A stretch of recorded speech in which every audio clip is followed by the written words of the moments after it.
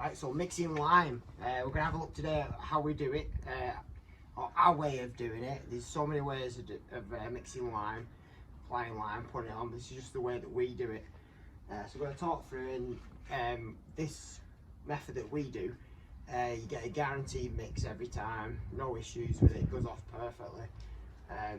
So we shall see how we do it. So we have three main constituents to our lime. And one's the lime itself. So this is natural hydraulic lime 5, and the 5 denotes the strength of the lime. So when you are pointing, you want quite a hard mix that repels the water, but not too hard. It's harder than the substrate. So when you're plastering, you usually use an NHL 2 to 3.5. That's a little bit too soft to be using on external pointing. You can also use lime putty, which is quick lime that's been activated with water. But you tend to find again that that's a little bit too soft for an exposed site, and because this property that we're pointing is an easterly facing wall, you're going to get the barrage of that driven rain in the winter. So we want quite a hard mix to complement the stonework and what's best for the building. So just as a comparison, so we're using NHL 5. Normal cement, I think that's measured in kilonewtons per inch, I think it is, or square foot. So cement is 42 kilonewtons. So it's way stronger than any lime that we're using. Personally, I'd say that cement's too hard a mix to do a property justice. But it depends on what kind of, each job's different, depends how much the customer wants to spend, where the property is, what they want from the job. I mean, if the customer's going to do the house up and sell it, they're not bothered about the costs running away, which can happen sometimes with lime.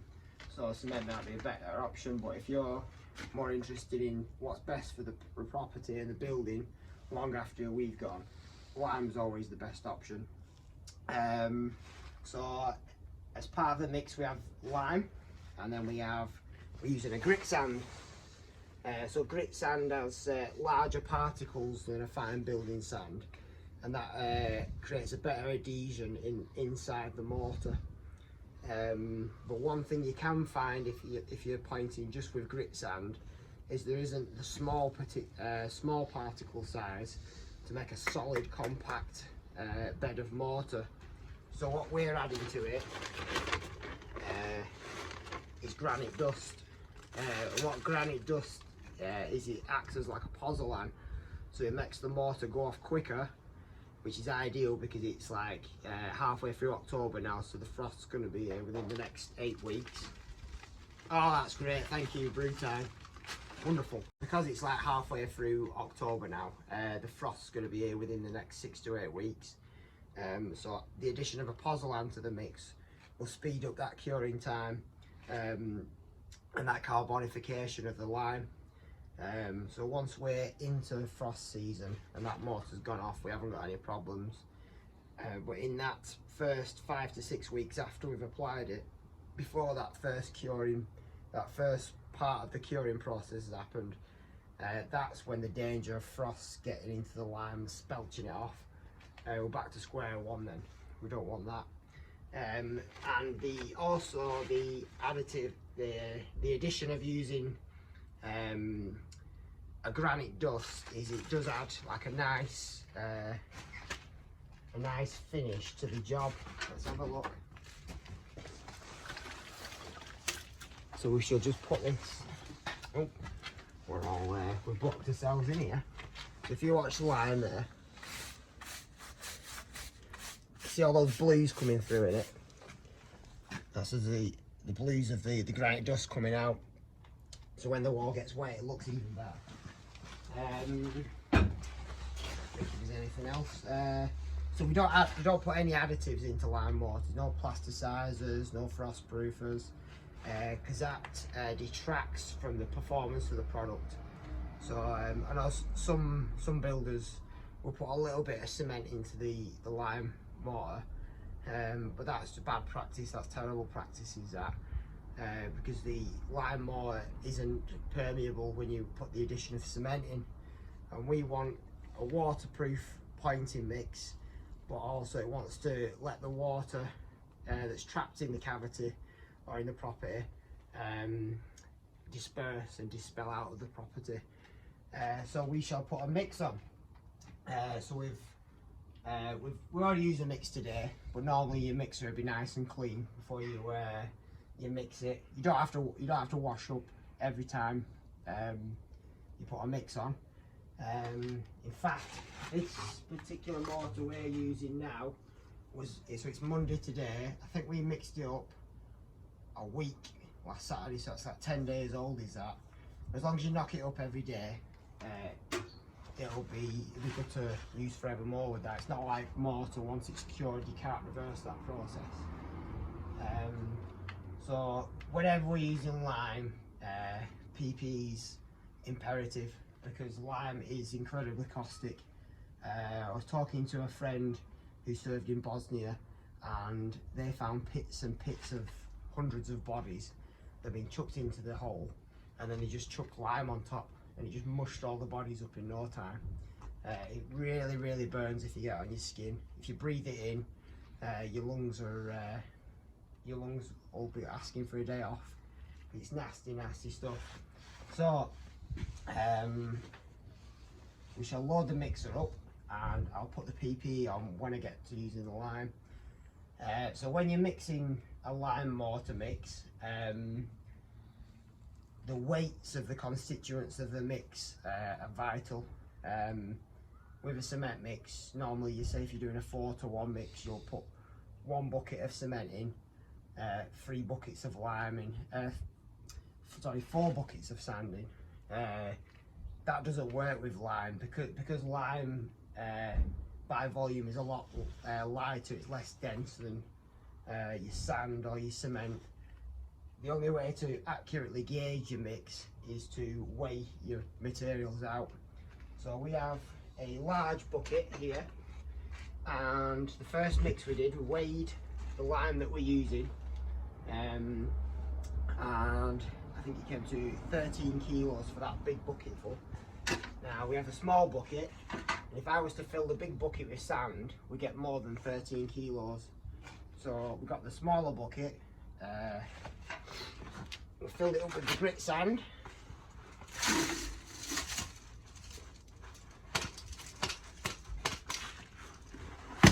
And that averaged out at 13 kilos. So it's perfect amount. So when you're measuring, when you're gauging your materials out, always have a standard amount. So like there, how I've spread it across the top of the bucket.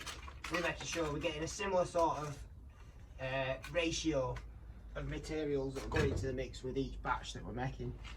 So what we do is we'll put the sand in first, lime, sand, and then the granite dust. Granite dust weighed the same as the grit sand that we're using, so we can just fill one of the smaller buckets up with the granite dust, put it in the mix, and we've got a standardised batch, so it's not going to perform any differently on the wall. And if we were just gauging it by eye with each mix, there would be noticeable differentiations in each mix that we're using. So the finished job would look different with the different mixes that have gone in it. So we shall switch the mix on. So we've just got a normal drum mixer. If money wasn't an object, you get a pan mixer. So what they are is a bar that goes round with 2 big heavy rollers, and that compacts and mixes the lime in, stops it from sticking together, and getting a real nice thorough mix. Our drum mixer is just as adequate. So the first thing is the sand.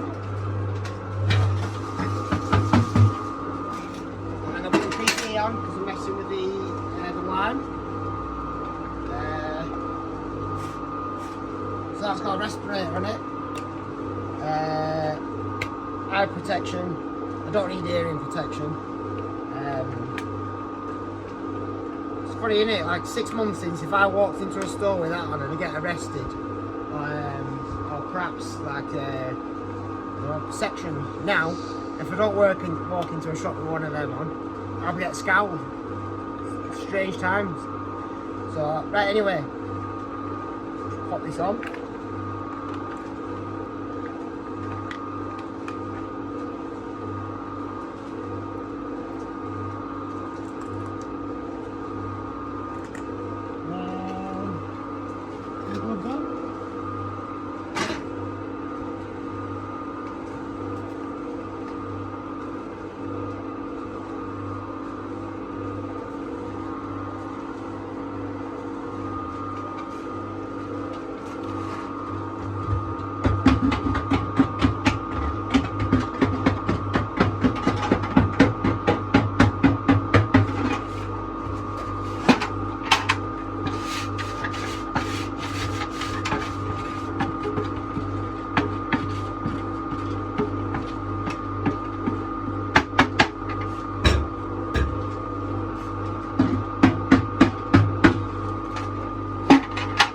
Another great sound.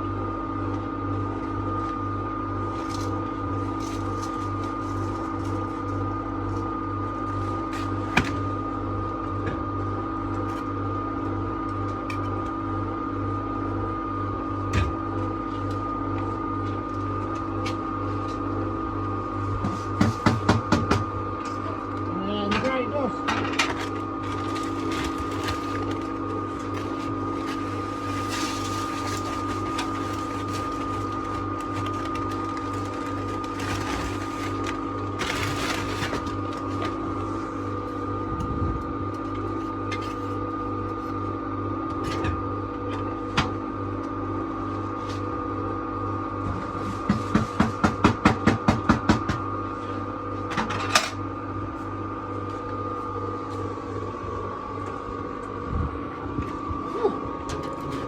Right, so as you saw, when I threw the lime in, clouds of it came out. So if you haven't got your respirator or your dust mask on, you will be breathing that stuff in, and you won't enjoy pointing for the rest of the afternoon because your lungs, your nose will be hurting. But you can't come crying to me now because I've already warned you. So what we do with that mix now is we let that mix up for like a good half an hour. What that does, that incorporates all the constituents together. If we were to put like water in that straight away now, it'd start clumping up and it wouldn't mix right. So we'll just leave that for half an hour just to do its thing. And when we come back to it, it will have got a little bit darker in colour as those mortar constituents have mixed up. So when I tipped all this stuff out, you notice I got the brushed all the excess off the side of the bucket, especially with the lime, because it's very sticky as lime. So then we're getting as much as we can into the mix. It's standardised because every mix we want wants to be exactly the same as the last.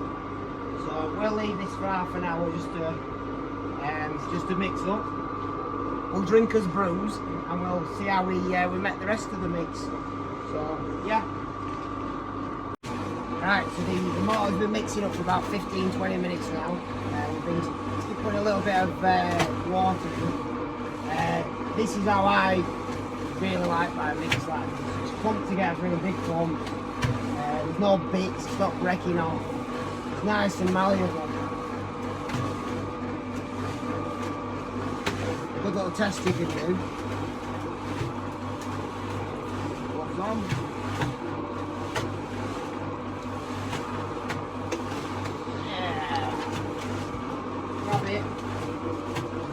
It wants to be like soft butter, so just a squeeze through your hands. That's perfect in that. So what we're going to do is we're going to just take enough mix up for about an hour or two pointing. When we half fill this, leave the rest in the mixer.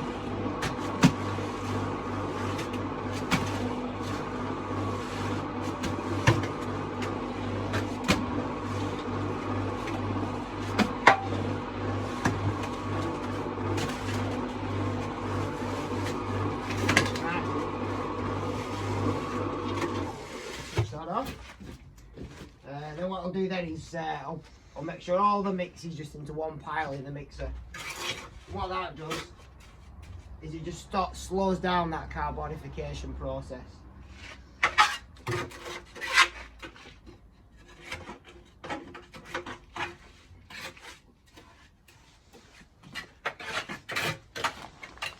That's all in one big lump. That just makes cleaning the mixer out that bit easier. There's no mad rush to use this. Say if we finish today at 5 o'clock and we've still got half that mix left, we can just cover it up, stop that water evaporating, and then we'll come back tomorrow and knock it up again. And then when we use it tomorrow, it'll have reverted back to this state. So, and you can do that indefinitely with the same mix, just as long as it hasn't gone too far. And you don't have to add any more water to it either. It will knock up. Keep beating around the mixer for half an hour, 45 minutes, and it will revert back to that state. You can add too much water to it, and it can just make things more difficult down the line for you. It slows that hydrolysis process down. Just slopping it all over the job, it just makes it like unsound practice. So that's how we make as lime mortar. There's so many different additives you can put in it to get a different effect. This particular mix works well for us. We can vary. If it was on like a westerly facing wall, I probably wouldn't put as much granite dusting, as much pozzolan, because we don't need it to go off just as fast. And the slower it cures, the better. But like I say, because of the time of year and because it's an easterly facing wall, we want this to go off fairly quick, this mortar. So, right, we'll go and put a bit on the wall and we'll show you how we do that.